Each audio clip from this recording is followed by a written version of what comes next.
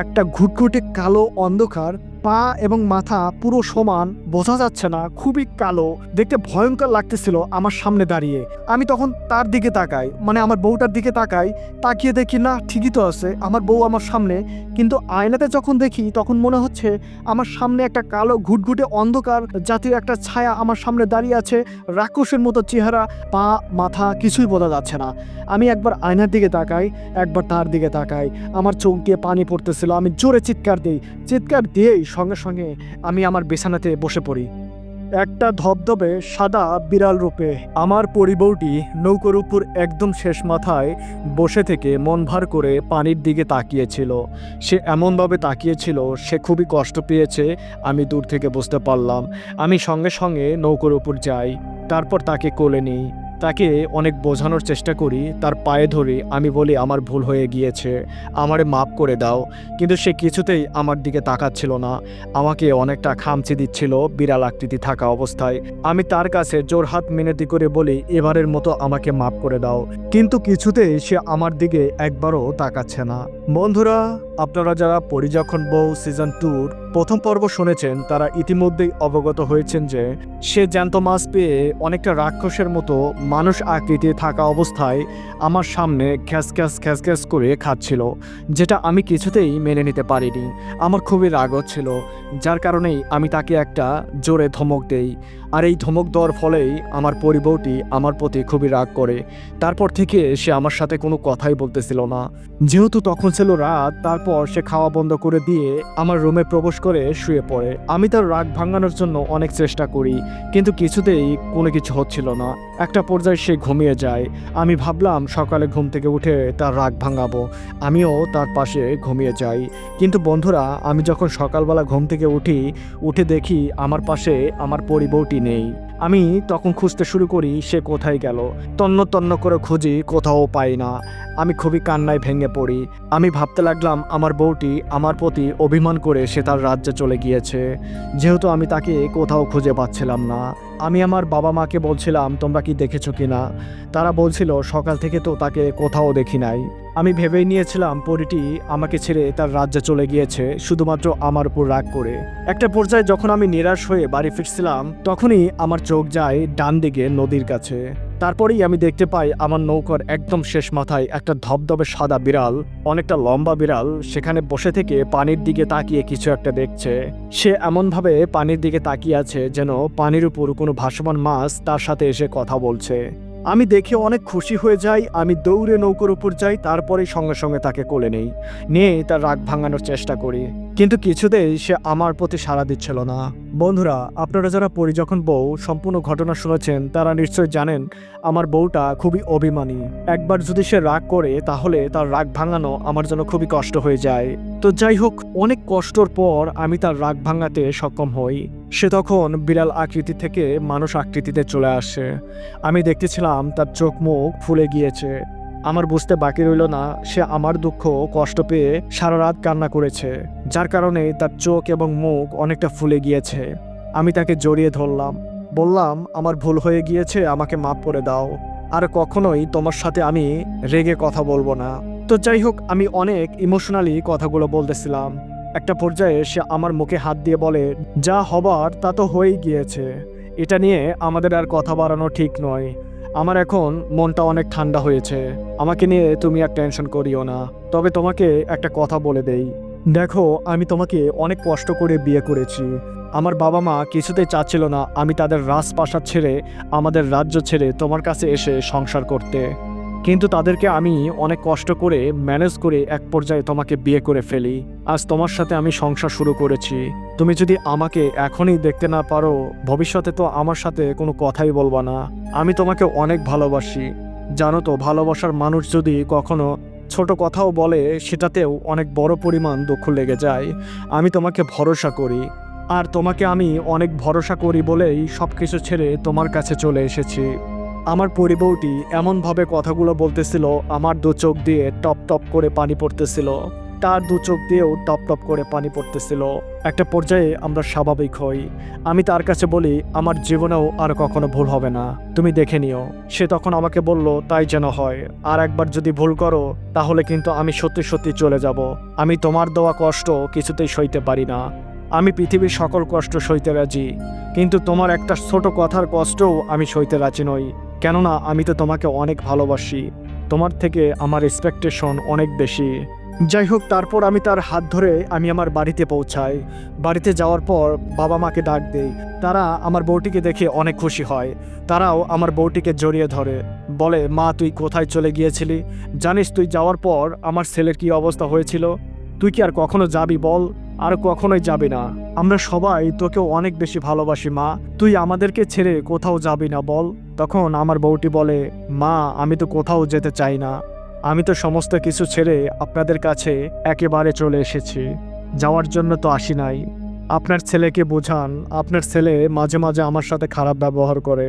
তখন মা আমাকে একটা চর মারে, মানে ভালোবাসার আদরের চর।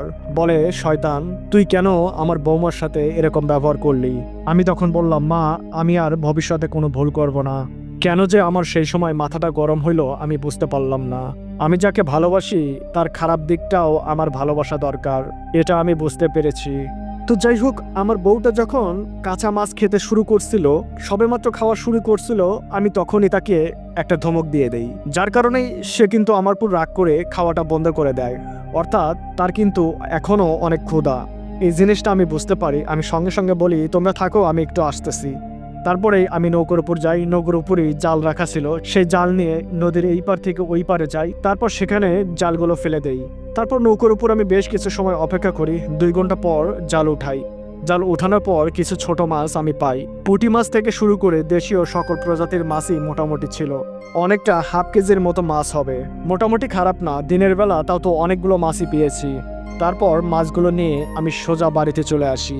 দেখি আমার মা আর পরিটি গল্প করতেছে, হেসে হেসে গল্প করতেছে। দূর থেকে দেখে আমার খুব ভালো লাগতেছিল। আমার বউটি হাসলে আমার খুবই ভালো লাগে। যাই হোক, সেই মাছগুলো নিয়ে আমি আমার বউটাকে বললাম, এই যে নাও তোমার খাবার। তুমি তো ভালো মতো খাইতেই পারলাম না তখন, তুমি তো অনেক ক্ষুধার্ত, আমি বুঝতে পারছি, খাও। তখন যে কথাটি সে আমাকে বলে, এটা শোনার জন্য আমি এবং আমার মা মোটেও প্রস্তুত ছিলাম না। সে আমাকে বলে, এই মাছের জন্য এত কাহিনী, এই মাছকে কেন্দ্র করে তুমি আমাকে ধমক দিয়েছিলা, এই মাছের কারণে আমি খুবই কষ্ট পেয়েছি। আমি তোমাকে কথা দিলাম এই মাছ, মানে এই কাঁচা মাছ আমি আর কখনোই খাবো না। এই কথা শোনার পর আমার মনটা ভার হয়ে গেল। আমি বললাম, তুমি যদি মাছ না খাও তাহলে কিভাবে তোমার ক্ষুধা নিবারণ করবা? তুমি তো ক্ষুধার্ত, তুমি মাছ খাবা না তো কি খাবা? তোমার প্রিয় খাবার নিয়ে এসেছি, খাও না, প্লিজ আমাকে মাফ করে দাও। আমি বললাম তো আর কখনোই তোমাকে আমি ধমক দিব না। তুমি এখন আমার সামনেই এই কাঁচা মাছ চিবিয়ে চিবিয়ে খাও, আমি একটু দেখবো। সে আমাকে বলল, আমি আর কখনোই কাঁচা মাছ খাবো না। শুধু কাঁচা মাছ না, যে খাবারগুলো তোমরা খাও না সেই খাবারগুলো আমি আর কখনোই খাবো না। আমি চেষ্টা করব তোমরা যেগুলো খাও সেগুলো খাওয়ার জন্য। এই কথা শোনার পর আমি অবাক হয়ে গেলাম। আমি বললাম, এটা কিভাবে সম্ভব? তোমরা তো আমাদের খাবার খাও না, আমরা তো রান্না করে খাই, সে খাবার তুমি খেতে পারবা? সে আমাকে বলল, আমি যদি আমাদের রাজ্য ছেড়ে, আমার বাবা মাকে ছেড়ে তোমার কাছে আসতে পারি, তাহলে তুমি যে জিনিসগুলো খাও সেই জিনিসগুলো খাওয়া কি আমার জন্য বেশ কষ্টসাধ্য হবে? আমি বললাম, কষ্টসাধ্য হবে কিনা জানি না, কিন্তু তুমি তো এই জিনিসগুলো অভ্যস্ত না, তুমি কিভাবে খাবা? সে আমাকে বলল, আমাকে পারতেই হবে। আমি তোমাকে ভালোবেসেছি, অনেক কিছু ত্যাগ করে এসেছি, আর না হয় আমার প্রিয় খাবার ত্যাগ করলাম তোমার জন্য? আমি যেহেতু তোমাকে বলেছি আমি ভালোবাসি তোমাকে, আমি তোমাকে প্রমাণ দিতে চাই আমি তোমার জন্য সব করতে রাজি। আমি তোমাকে দেখায় দিতে চাই আমিও অনেক ভালোবাসতে পারি।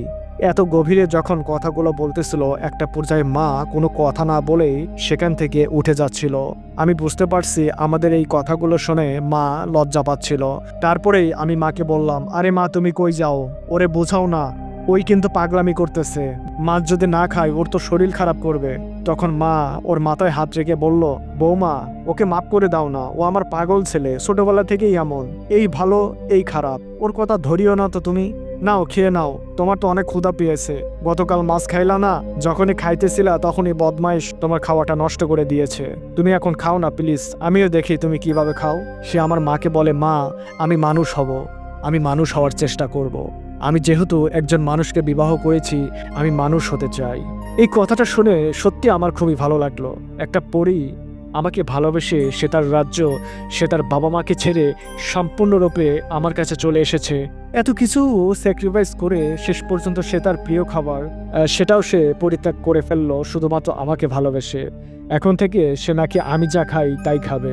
জিনিসটা আমার খুবই ভালো লাগতেছিল।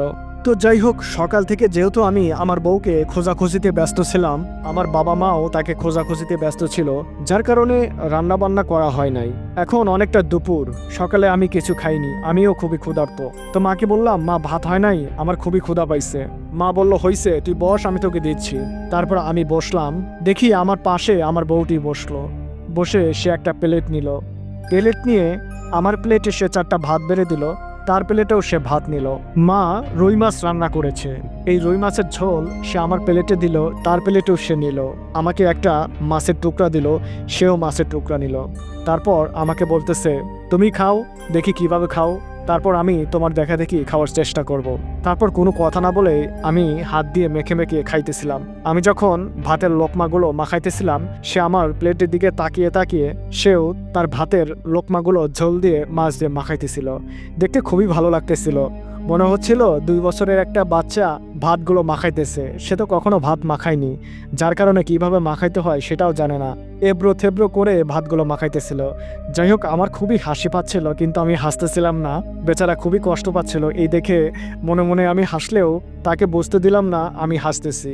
তো যাই হোক, আমি যখন খাবারের প্লেট থেকে ভাত নিয়ে মুখে ভাত দিলাম, সেও আমার দেখা দেখি ভাতগুলো নিয়ে তার মুখে দেওয়ার জন্য চেষ্টা করলো।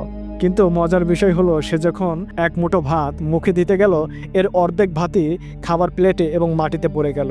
মাত্র অল্প কিছু ভাত তার মুখে নিতে সক্ষম হলো। তারপর সে চাবাইতে লাগলো।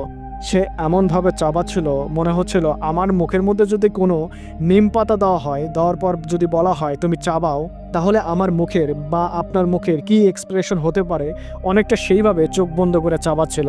আমি বুঝতেই পারলাম তার খাইতে অনেক কষ্ট হচ্ছে। তারপর সে যখন অনেক কষ্টে খাবারগুলো গিলে ফেললো, সঙ্গে সঙ্গে সে পানি খেলো। আমি বুঝতে পারলাম তার অনেক কষ্ট হচ্ছে। আমি তাকে বললাম, থাক, এভাবে খেও না প্লিজ, আমার উপর রাগ করে তুমি এই কাজ করিও না, তোমার জন্য মাছ রাখা আছে, ওগুলো খেয়ে নাও। সে আমাকে বলল, মাছ আমি ঠিকই খাবো, তবে তাজা না। তারপরে সে মাছের টুকরা নিয়ে শুধু মাছ খেতে শুরু করলো। সে দেখলাম কিছুটা বেটার ফিল করতেছে। ভাত খাওয়ার জন্য যেরকম মুখটা করছিল, মাছ খাওয়ার সময় ওই রকম করতেছে না। যদিও সে আনইজি ফিল করতেছে যেহেতু রান্না মাছ, তারপরেও সে ভালোভাবেই খাচ্ছে। তো পুরো মাছ খাইলো। এটা দেখে আমার খুবই ভালো লেগে গেল। তারপর আমি আরও মাছের টুকরা তাকে দিলাম। আমি দেখতে পেলাম সে ভাত ব্যতীত মাছই খাচ্ছে বেশি করে, কেননা মাছ খাওয়ার জন্য সে কমফোর্ট ফিল করতেছে। যেহেতু কাঁচা মাছ হলেও আগে সে মাছ খেয়েছে, যার কারণে ভাতের তুলনায় রান্না মাছই তার কাছে ভালো লাগতেছে। আমি একে একে তাকে মাছ দিচ্ছিলাম, সে বেছে বেছে খাচ্ছিল। একটা পর্যায়ে সে মাছের সাথে সাথে ভাতও খাচ্ছিল এবং খুব ভালোভাবে খাচ্ছিল। কিন্তু দেখতে লাগতেছিল অনেকটা 2 বছরের বাচ্চা যেভাবে খায় সেভাবে খাচ্ছিল। অবশেষে সে সম্পূর্ণ ভাত খেয়ে ফেলে। আমি তো অবাক হয়ে যাই, আমারও ভাত খাওয়া শেষ। আমি বলি, এটা কিভাবে সম্ভব, তুমি সবগুলো ভাত খেয়ে ফেললা? সে আমাকে বলল, আমার পক্ষে সবই সম্ভব, তোমাকে যেহেতু ভালোবেসেছি আমার পক্ষে সবই সম্ভব। আমি তখন তাকে বললাম, আচ্ছা কেমন লাগলো বলো তো? সে আমাকে বলল, খারাপ না, তবে 2-1 দিন আমার জন্য কষ্ট হবে, তারপর আর আমার জন্য কষ্ট হবে না, তখন আমি অভ্যস্ত হয়ে যাব। বন্ধুরা, সে যখন আমার সাথে প্রথম ভাত খেয়ে ফেললো, এই জিনিসটা মা পাশে থেকে দেখতেছিল, মানে দূর থেকে, কাছে আসে নাই, এবং দেখে দেখে অনেকটা হাসতেও ছিল।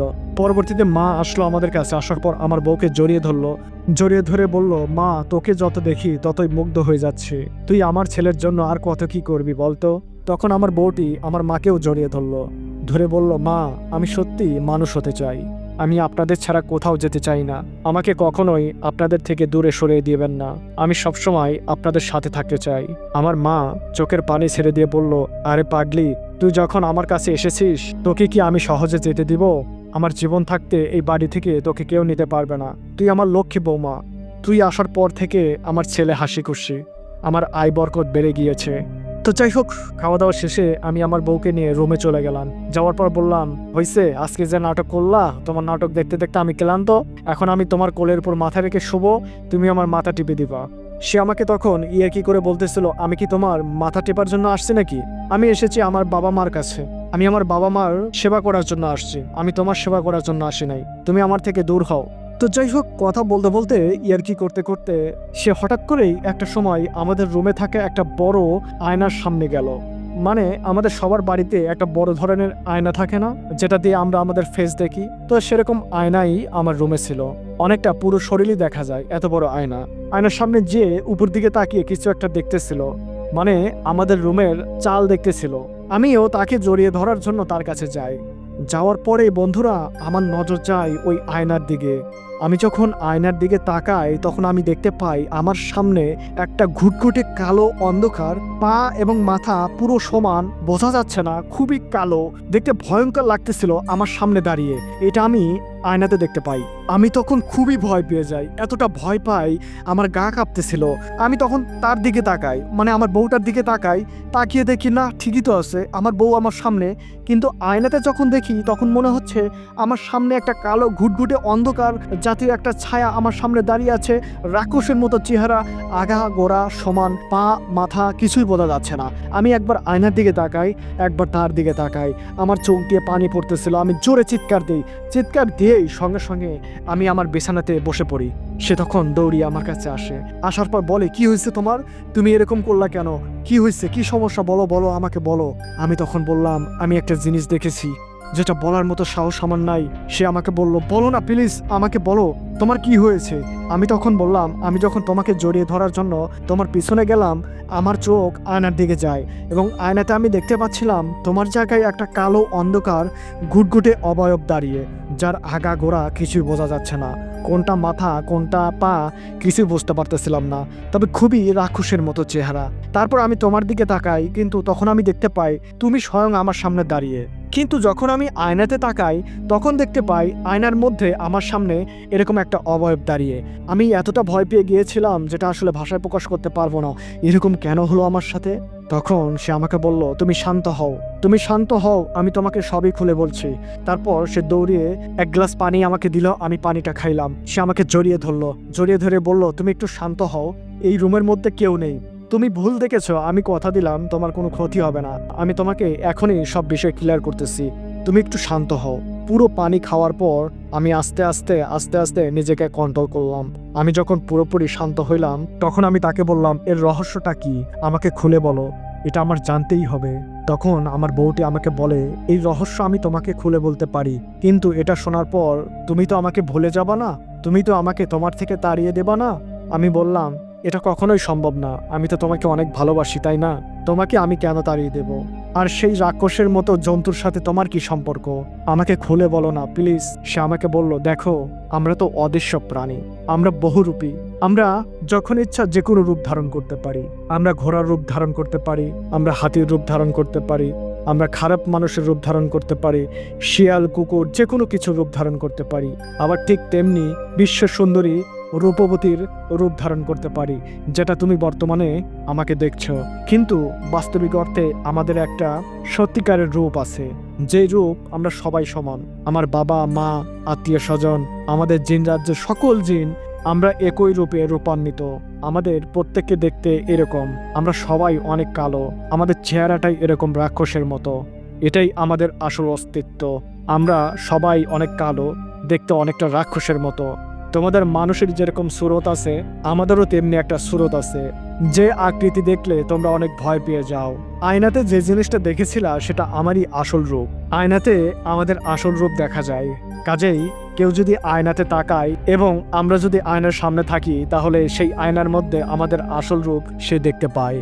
আমি তখন বন্ধুরা ঢোক গিলতেছিলাম, আমি তাকে বললাম, আমাকে আরেক গ্লাস পানি দাও।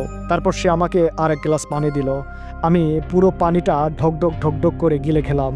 আমি তখন বললাম, এই তোমার আসল রূপ, আমি তো ভাবছিলাম তোমরাও হয়তো মানুষের মতোই থাকো, মানুষের মতোই চলাফেরা করতে পারো, তোমাদের আল্লাহ তাআলা অনেক ক্ষমতা দিয়েছে, যার কারণেই তোমরা জিন পরি, যে কোনো সময় যে কোনো রূপ ধারণ করতে পারো, কিন্তু তোমাদের আসল রূপ আমি মনে করেছিলাম মানুষের মতোই, কিন্তু তোমাদের যে আসল রূপ এরকম ভয়ঙ্কর হয় আমি তো জানতাম না। সে আমাকে বলল, আমাকে মাফ করো, আমার এই সত্যিটা তোমাকে বলা উচিত ছিল, কিন্তু আমি জানতাম এই সত্যি বললে কোনো মানুষ আমাদেরকে সহজভাবে নেবে না, আর তুমি যেহেতু অনেক ভালোবেসে ফেলছিলা, আমি চাচ্ছিলাম না এই জিনিসটা তুমি জানো, কিন্তু যাই হোক, তুমি যেহেতু জেনে গিয়েছো, এখন তার কিছু করার নাই। তবে তুমি যদি অন্য কিছু মনে করো, আমার সাথে থাকতে ভয় পাও বা আমাকে আর রাখতে না চাও, বলতে পারো। যত কষ্টই হোক আমি তোমাকে ছাড়া চলে যাব আমাদের রাজ্যে। আমি তখন একটা ছোট করে চট দিই, চট দিয়ে বলি, দৌড় পাগলি, তুই যাই হোস না কেন আমি তো তোকে ভালোবাসি। তোর আসল যে রূপই হোক না কেন আমি তো তোকে ভালোবাসি। তাহলে তোকে আমি কেন যাইতে বলবো? তুই কি জানিস একজন মানুষ যখন আর একজন মানুষকে ভালোবাসে, মনে কর একজন মানুষ আর একটা মেয়ে মানুষকে ভালোবেসেছে, এতটাই ভালোবেসেছে পাগলের মতো ভালোবেসেছে, যদিও ভালোবাসার প্রথম সূত্র ছিল সেই মেয়েটার অপরূপ চেহারা, কিন্তু দুর্ভাগ্যবশত সেই মেয়েটি কোনো এক কারণে তার চেহারাটা এতটাই খারাপ হয়ে যায়, এতটাই জঘন্য হয়ে যায়, যেটা ভাষায় প্রকাশ করা যাবে না। দেখতে অনেক কালো হয়ে যায়। তাই বলে কি সেই মানুষটা তার ভালোবাসার পেয়ে তোমাকে ভুলে যাবে, তাকে ত্যাগ করে চলে আসবে?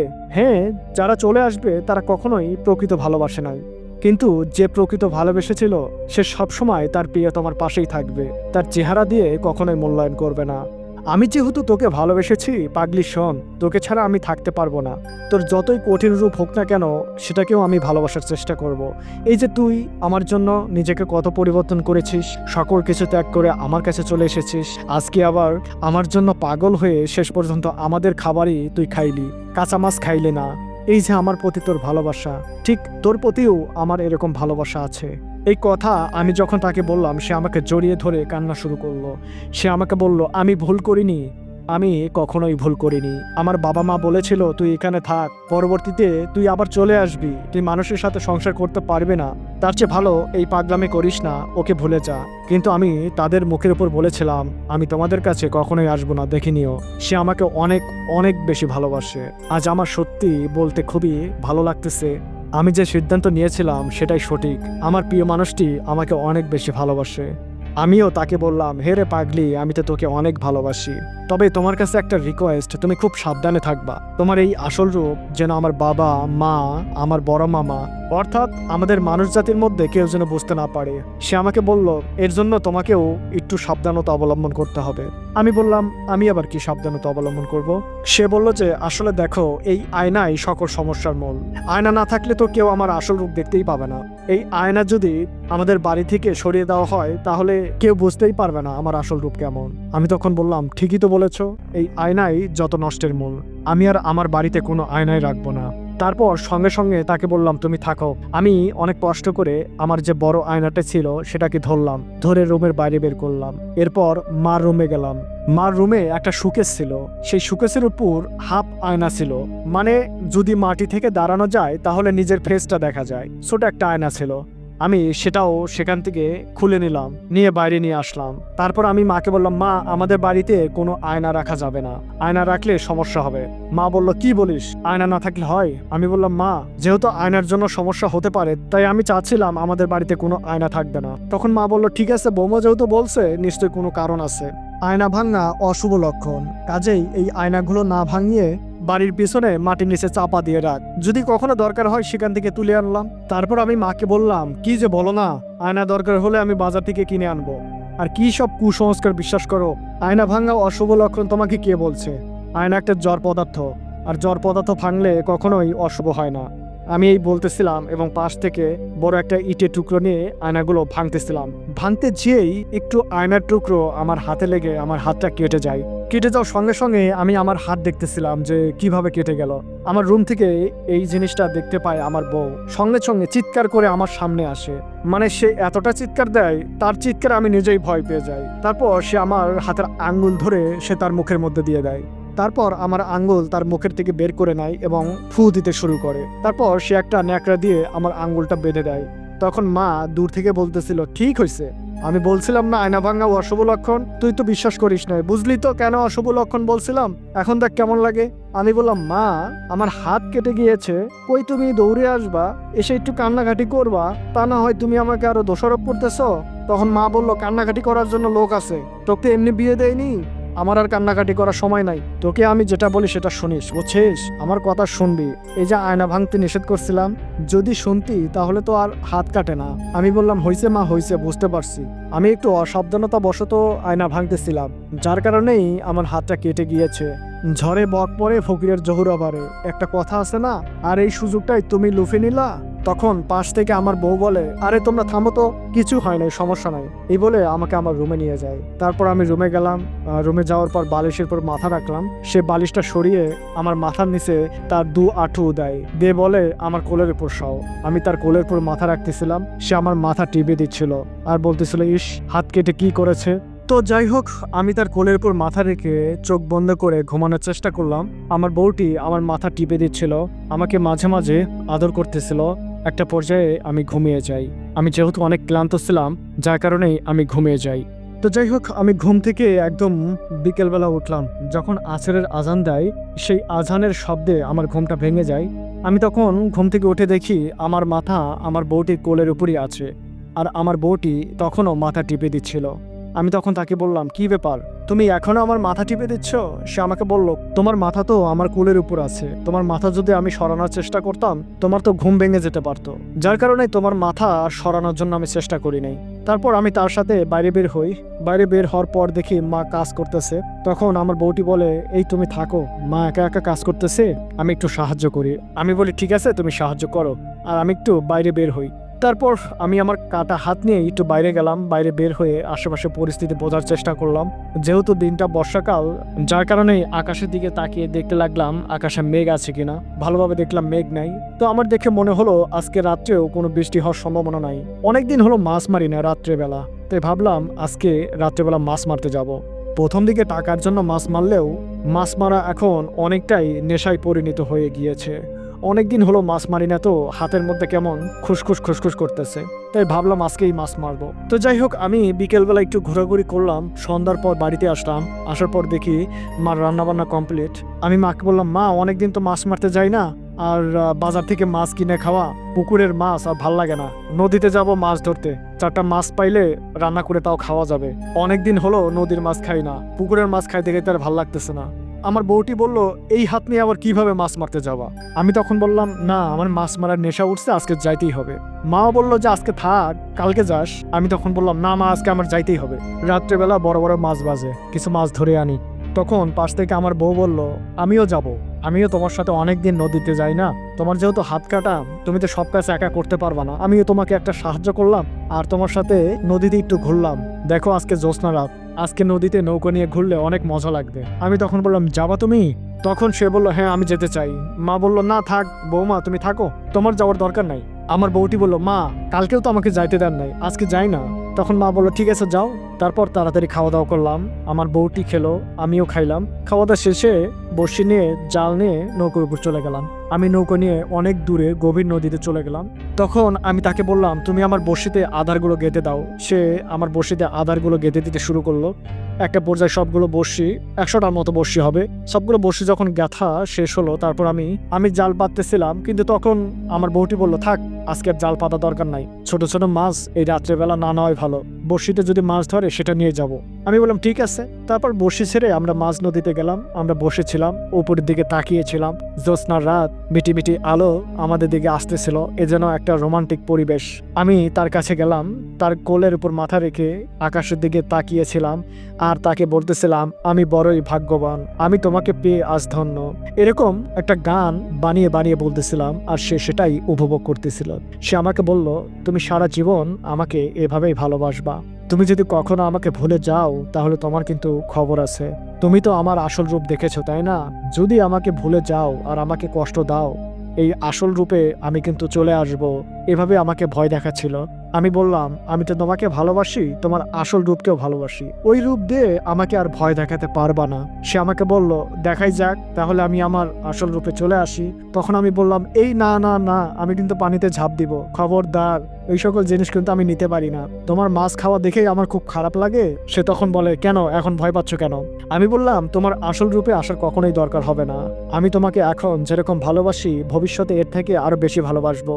তারপর তাকে বললাম, আচ্ছা, আমি বাবা হব কবে? সে বলল, বাবা হবা এখনই? আমি বললাম, হ্যাঁ, আমি তো বাবা হতে চাই। তখন সে বলল, হবে হবে, সবই হবে। আমি বললাম, কবে হবে?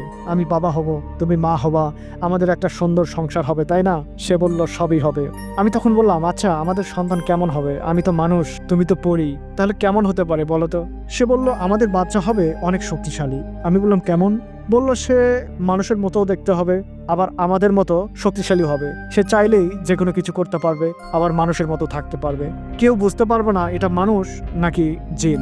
আমি বললাম, বা ভালোই তো, তোমাকে নিয়ে তো এক যন্ত্রণায় আছি, তোমাকে নিয়ে তো লোকজনের কাছে যাওয়া যায় না, তোমার তো আবার অনেক সমস্যা, দিনের বেলায় বের হওয়া কঠিন, আয়নার সামনে যাওয়া কঠিন। আমার বাচ্চা তো তাহলে এই সকল কোনো সমস্যা হবে না। সে আমাকে বলল, আমার বাচ্চার এরকম সমস্যা হওয়ার কথা না, আমার কাছে মনে হচ্ছে, কিন্তু কি হবে সেটা তো আমি বলতে পারি না।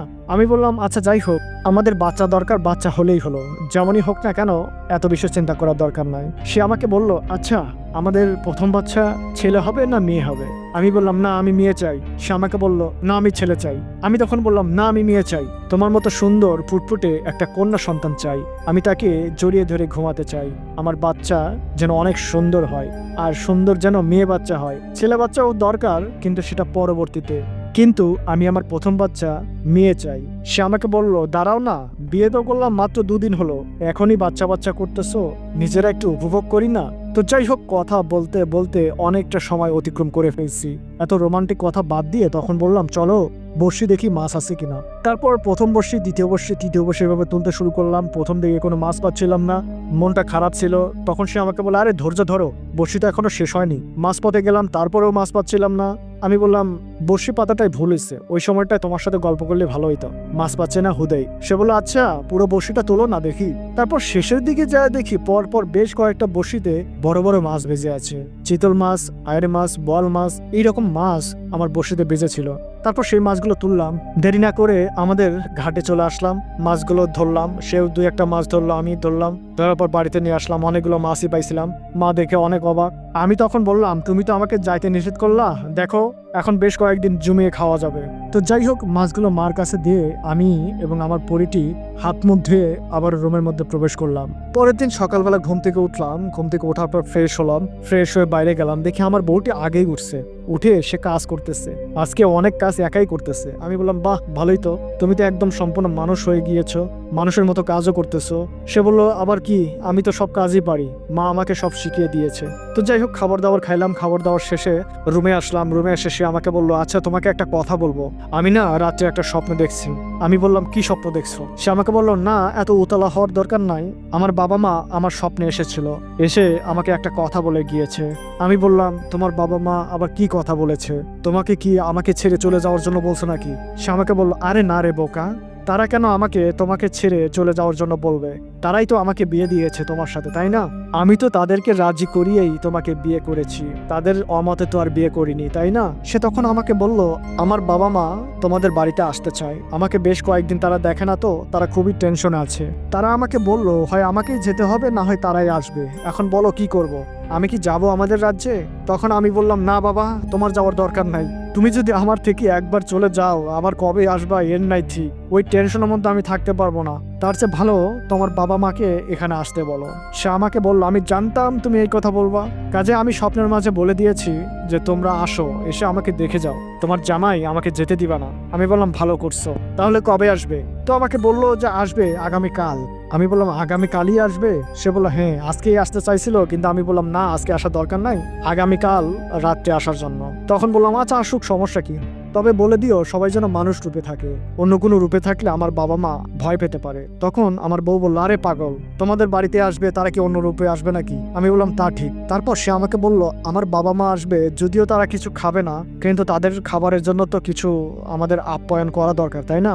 আমি বললাম, হ্যাঁ তা তো অবশ্যই দরকার। আচ্ছা কি কি রান্না করলে ভালো হয় বলো তো? পোলোয়া, রোস্ট, ডিম, মাছ, আর কি কি করলে ভালো হয়? তাহলে আমি মাকে বলবো সেগুলো রান্না করবে। তখন সে আমার মাথায় চাপ দিয়ে বলল, আরে বোকা, আমি না হয় তোমাদের খাবার খাই, কিন্তু তুমি কি ভুলে গিয়েছো আমার বাবা মা জিন, তারা তার তোমাদের খাবার খায় না, তারা তো জ্যান্ত খাবার খায়। আমি বললাম, ও আচ্ছা আচ্ছা, আমি তো ভুলেই গিয়েছিলাম, তাহলে কি করলে ভালো হয় বলো তো? তখন সে আমাকে বলল, তুমি হাটে যাবা, হাটে যেয়ে এক জোড়া বড় দেখে পাঠা কিনবা। আমি বললাম, পাঠা? তখন সে বলল, হ্যাঁ আমার বাবা মা পাঠার মাংস খেতে ভালোবাসে, আর বড় বড় নদীর কিছু মাছ কিনে আনবা, তাজা মাছ কিনে আনবা নদীর, আর বাজার থেকে 10 কেজির মতো রসগোল্লা কিনে আনবা, তারা মিষ্টি খেতে অনেক পছন্দ করে। আমি তখন বললাম, ঠিক আছে সবগুলো নিয়ে আসবো, কোনো সমস্যা নাই, কিন্তু তারা কতজন আসবে? তোমার বাবা মার সাথে আর কেউ আসবে? তখন বলল, তুমি জানো না আমাদের অনেক শত্রু আছে, কাজেই আমার বাবা মার সাথে অনেক পাহারাদার জিন আছে, তারাও তো আসবে নাকি? আমি বললাম, তাহলে 2টা পাঠাই কি হবে? তখন বললো তাও তো ঠিক কথা, তাহলে তুমি 4টা বড় বড় পাঠা নিয়ে আসবা আর অনেক বড় বড় মাছ নিয়ে আসবা আর মিষ্টিও 20 কেজির মতো আনিও, এতেই আশা করি হয়ে যাবে। আমি বললাম আচ্ছা ঠিক আছে, তাহলে আজকেই সবকিছু ম্যানেজ করে রাখি নাকি কালকে যাব। সে বললো আজকে আনার দরকার নাই, মাছ তো টাটকা থাকবে না, ফ্রিজে রাখলে মাছ নষ্ট হয়ে যাবে, কালকে যেও। আমি বললাম আচ্ছা ঠিক আছে। তো যাই হোক বন্ধুরা, এই কথা শেষে সে বললো তুমি থাকো, আমি একটু আসতেছি। এটা বলো বাইরে গেল। ঠিক 10 মিনিট পর সে আবার রুমে প্রবেশ করলো। প্রবেশ করেই সে আমাকে 50,000 টাকা দিল। সে আমাকে বললো এই টাকার মধ্যে হবে না। আমি বললাম 4টা পাঠার দাম আর মাছ কঠিন হয়ে যায়, তবে হবে। সে আমার হাতে আরো 50,000 দিল, অর্থাৎ টোটাল 1 লক্ষ টাকা আমাকে দিল। আমি তখন বললাম হ্যাঁ 1 লক্ষ টাকার মধ্যে সবকিছু ম্যানেজ হয়ে যাবে। আমি বললাম আচ্ছা তুমি টাকা কই পাইলা, মার থেকে নিয়ে আসলা নাকি? সে বললো আরে বোকা, তোমাকে কি আমি আগে টাকা দেইনি? আমি যখন বিড়াল হয়ে তোমার সাথে প্রেম করতাম তোমাকে টাকা দেইনি? তখন কি আমি মার থেকে চুরি করে টাকা আনতাম নাকি? এই টাকা আমি নিয়ে এসেছি, আমরা চাইলেই টাকা আনতে পারি, সমস্যা নাই, এটা নিয়ে তোমার টেনশন করার দরকার নেই। এই টাকা নিয়ে কালকে যাবা, যা যা বললাম ঠিকঠাক নিয়ে আসবা। তো বন্ধুরা, সেই দিন কেটে গেল।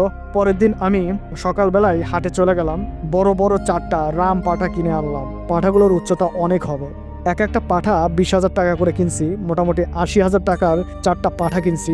বাকি টাকা দিয়ে বড় বড় মাছ কিনলাম। সেখানে মাছ ছিল বোয়াল মাছ, আইর মাছ, চিতল মাছ, রুই মাছ, এইরকম নদীর মাছ যেগুলো আছে। বাকি টাকার মধ্যে মাছ কিনে আর কিছু টাকা শর্ট পড়ছিল, আমি মিষ্টির দোকান থেকে বাকি রেখে মিষ্টিও কিনে আনছিলাম। ও হ্যাঁ, একটা কথা বলতে তো ভুলে গিয়েছি। বাজারে যাওয়ার আগে আমি আমার মাকে বলছিলাম মা এই ঘটনা, আমার শ্বশুর শাশুড়ি তারা আমাদের বাড়িতে আসবে, আর তারা তো মানুষ না, জানোই তো, তাদের খাবারের ব্যবস্থা করতে হবে, তাদের খাবার তো অন্যরকম। তাকে যখন সমস্ত কিছু বুঝিয়ে বলি, সে বলল আচ্ছা ঠিক আছে সমস্যা নাই, আমরা তো সবকিছু জানি। তো বৌমা যেহেতু বলছে তাহলে যা 4টা পাঠা কিনে আন, আর এই পাঠাগুলো তো রান্না করার দরকার নাই, তারা তো মনে হয় জীবিত খাবে। আমি বললাম হে মা, তারা তো পাঠাগুলো জীবিতই খায়, তো তোমার তো আর টেনশন নাই, রান্না বান্নার কোনো কাজ নাই, তারা আসবে এগুলো খেয়ে চলে যাবে, আর তাদের মেয়েকে দেখে যাবে, তোমার সাথে আমার সাথে একটু কথা বললো। তো মা বললো ঠিক আছে সমস্যা নাই, এগুলো ভয়টাই আর করি না আমরা। তো বন্ধুরা, যাই হোক, পাঠা নিয়ে আমি বাড়িতে চলে আসলাম। 4টা পাঠা দেখে আমার বউ খুবই খুশি। সে বলতেছে বাহ, অনেক নাদেশ নদুস বড় বড় পাঠা 4টা আনছো, মাছগুলো তো অনেক বড় বড়, আর মিষ্টিগুলো তো খুবই ভালো মিষ্টি দেখতেছি। আমি বললাম কিছু টাকা মিষ্টি দোকানে বাকি আছে, এই টাকার মধ্যে ম্যানেজ করতে পারিনি। সে বললো ঠিক আছে সমস্যা নাই, কালকে যেয়ে তুমি মিষ্টি দোকানে টাকা দিয়ে আসিও, আমি তোমাকে টাকা দিব। তারপর 4টা পাঠা আমি আমার উঠানে বেল গাছের সাথে বেঁধে রাখলাম, কাঁঠাল পাতা দিলাম সেগুলোকে খাওয়ার জন্য। আর মাছগুলো আমি পানিতে জিয়ে রাখলাম, যেহেতু আজকে রাত্রেই আমার শ্বশুর শাশুড়ি আসবে, কাজেই চেষ্টা করলাম যে ততক্ষণ পর্যন্ত মাছগুলো যাতে জীবিত থাকে। আর রসগোল্লা সেগুলো আলাদা রাখলাম। তো বন্ধুরা, যথারীতি রাত্রিবেলায় আমার শ্বশুর, আমার শৌরি তার সৈন্য দলবল নিয়ে আমাদের বাড়িতে হাজির হয়। কিভাবে? আমার শ্বশুর শৌরি, মানে আমার জিন শ্বশুর শৌরি, তারপর সেই জিন সদস্যগুলো সেই পাঠাগুলো খায়, মাছগুলো খায়। তারা আমাদের বাড়িতে এসেছিল, আমাদের সাথে কি কথা বলেছিল, তারা কোন রূপে এসেছিল, তারা কি মানুষ রূপে এসেছিল নাকি অন্য কোনো রূপ ধারণ করে এসেছিল, এই সকল ঘটনা শুনতে চাইলে অবশ্যই পরি যখন বউ 3 নম্বর পর্ব শুনতে হবে। বন্ধুরা, পরি যখন বউ সিজন 2-র 3 নম্বর পর্ব যদি শুনতে চান, অবশ্যই কমেন্ট বক্সে জানাতে হবে। বন্ধুরা, আপনারা অনেকেই আছেন ঘটনাগুলো শোনেন কিন্তু এখনো সাবস্ক্রাইব করেন নাই, প্লিজ সাবস্ক্রাইব করে দেন। আপনার একটা সাবস্ক্রাইব আমাকে মোটিভেট করবে পরবর্তী ঘটনা খুব দ্রুত নিয়ে আসার জন্য। বন্ধুরা, আপনাদের জন্য শুভকামনা রইল, ভালো থাকবেন, সুস্থ থাকবেন, আল্লাহ হাফেজ।